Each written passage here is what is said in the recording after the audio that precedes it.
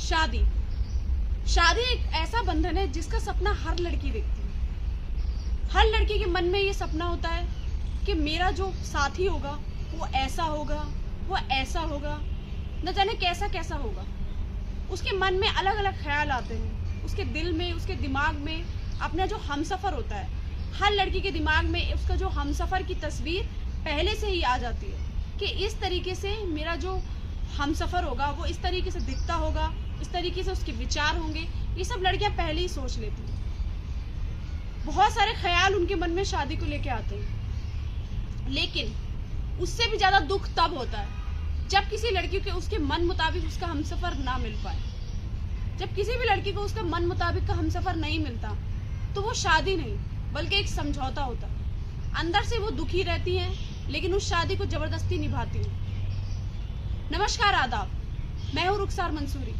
आज फिर से स्वागत करते हुए एक बहुत ही दिल दहला देने वाली खबर के साथ। ये कहानी शुरू होती है पंजाब के मोहाली क्षेत्र से, जहाँ पे एक युवती जिसकी उम्र लगभग 25 से 26 साल होती है, वो बड़ी ही खुशी के साथ अपनी जिंदगी जी रही होती है। कॉलेज जाती है, पढ़ाई कर रही होती है, उसकी एक अच्छी जिंदगी चल रही होती है। लेकिन वो जो युवती होती है, वो युवती बहुत ज्यादा सोशल साइट पे बहुत ज्यादा एक्टिव होती है। उस सोशल साइट पे इतनी एक्टिव रहती है कि आए दिन अपनी कभी फेसबुक की फोटो डालना, कभी इंस्टाग्राम की फोटो डालना, कभी कोई फोटो डालना। आए दिन वो कोई ना कोई अपनी फोटो फेसबुक पे डालती रहती है। उसको अपने नए नए दोस्त बनाना, लोगों से बातें करना उसे बहुत पसंद होता है। इसी तरह वो हर दिन फेसबुक पे अलग अलग पोस्ट डालती रहती है। अपने दोस्तों के साथ एक अच्छी कॉलेज लाइफ भी जी रही होती है।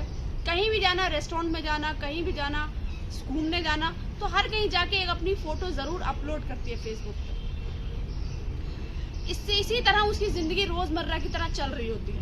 रोजमर्रा की जिंदगी में एक दिन अचानक ही उसकी फेसबुक के ही थ्रू एक उसकी मुलाकात एक लड़के से होती है। फेसबुक पे ही उनकी ऑनलाइन चैटिंग शुरू हो जाती है।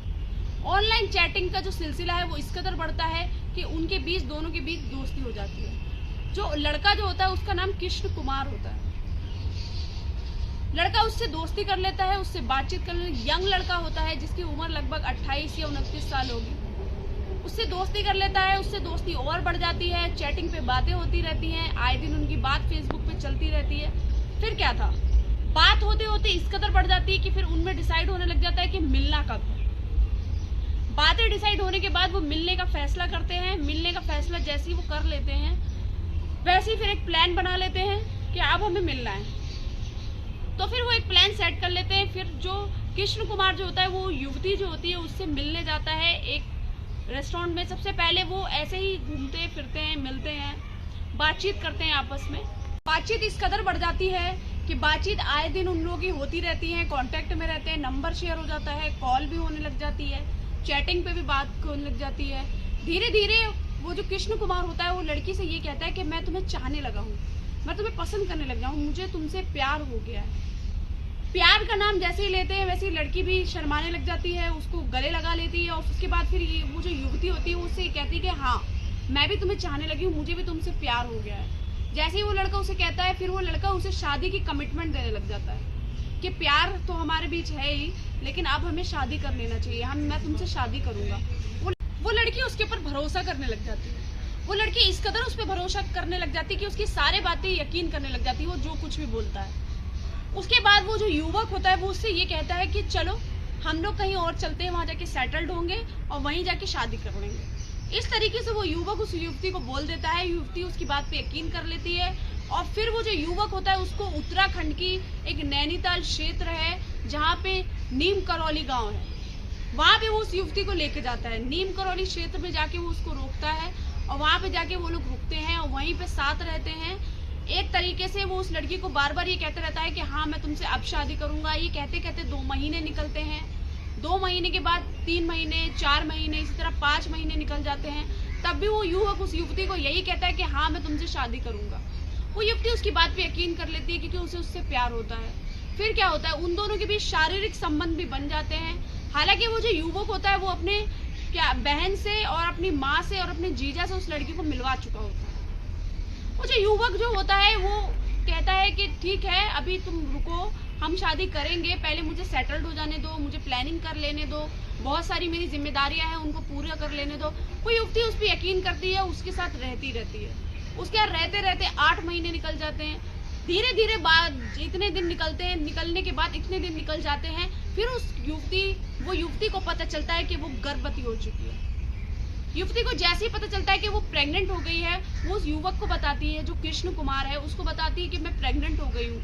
वो ये जानने के बाद एकदम उसका जो बिहेवियर होता है, जो उसका स्वभाव होता है, वो उस युवती को लेके बिल्कुल ही बदल जाता है। बदलते स्वभाव को देखने के बाद युवती भी परेशान हो जाती है कि ये क्या हो गया मेरे साथ। तो फिर वो युवक कहता है कि मैं तो सिर्फ तुझे झांसा दे रहा था, मुझे कभी भी तेरे से शादी करनी ही नहीं थी, मेरी इंटेंशन कभी भी तुझको शादी लेके थी नहीं कि मुझे तुझसे शादी करके सेटल्ड होना है, तो सिर्फ मेरे एक यूज की चीज थी। ये जानने के बाद वो युवती अंदर से पूरी तरह टूट जाती है कि जिस इंसान के लिए मैं इतना भरोसा करके आई थी, अपना घर बार छोड़ के, सब चीजें छोड़ छाड़ के इसके साथ रह रही हूँ, मैंने अपने सबको, अपने घर वालों को धोखा दिया, इसके लिए मैं यहाँ आ गई। आखिर उसकी सारी उम्मीदें, सारी आकांक्षाएं, अंदर जो उम्मीदें होती हैं सब टूट जाते हैं। लड़की पूरी तरीके से टूट जाती है, ऊपर से वो गर्भवती भी होती है। इसी तरह वो जो युवक होता है वो उसे टॉर्चर करता रहता है, आए दिन उसे मारता रहता है। और जो युवक के जो घर वाले होते हैं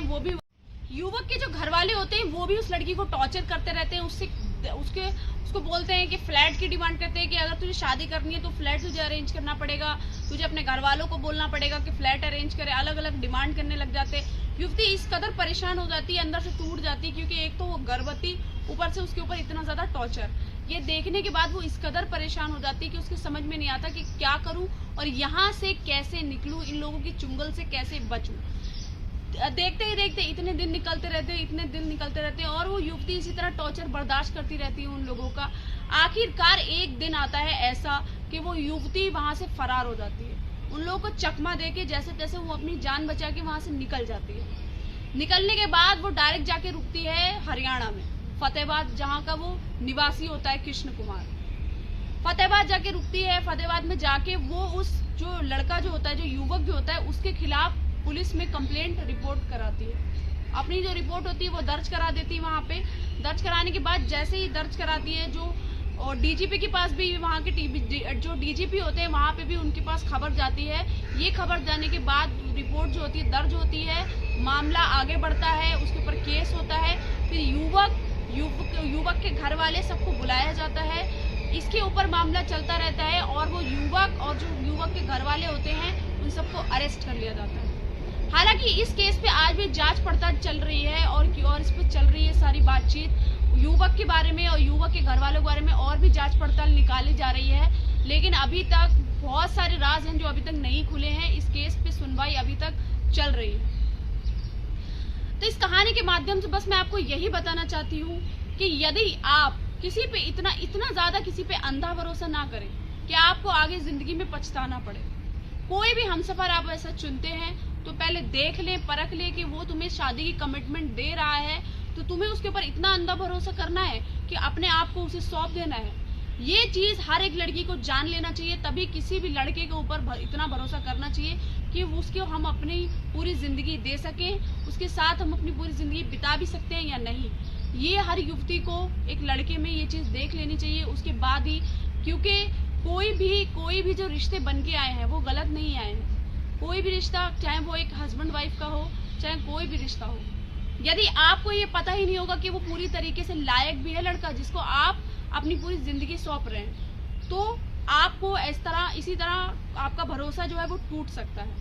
आप अपना हमसफर चुनने से पहले हमेशा ये चीज देख लें, परख लें, अच्छे से सब चीजें जान लें। सतर्क रहें, सावधान रखें, अपना ख्याल रखें। जय हिंद, जय भारत।